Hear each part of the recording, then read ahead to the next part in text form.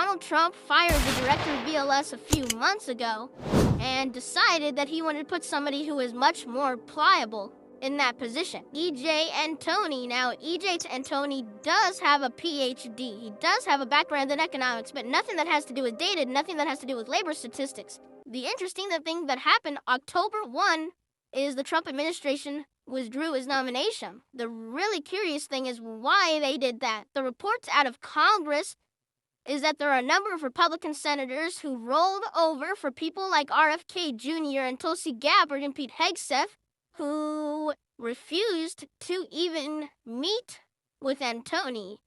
And Congress is actually starting to consider actually doing its job as an independent branch of government.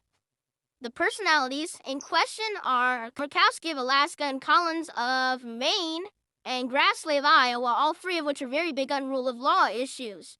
But if it was just those three, he could have still been confirmed because the Republicans have a majority, so it has to be more, and it probably has to be more than one or two in order for us to be in this situation, suggesting there's at least a half a dozen Republican senators who have said no more. Basically, the senators and especially the House have outsourced all their responsibilities to the executive branch and just turned into a general screen shop. We haven't really had meaningful legislation that hasn't originated in the White House in quite some time, and a lot of that has been, let's just call it subpar. These trends really came to a head in this new administration, Trump 2, where the Republican Party, for all intents and purposes, no longer exists as the institution that it used to be. There's no new generation waiting in the wings. There is no longer a set of policy experts that he can draw upon. Donald Trump would personally do a lot of arm twisting to convince senators to vote for his cabinet appointments for people who were really just deplorably unqualified. There were a number of centrist senators who are really big on things like rule of law,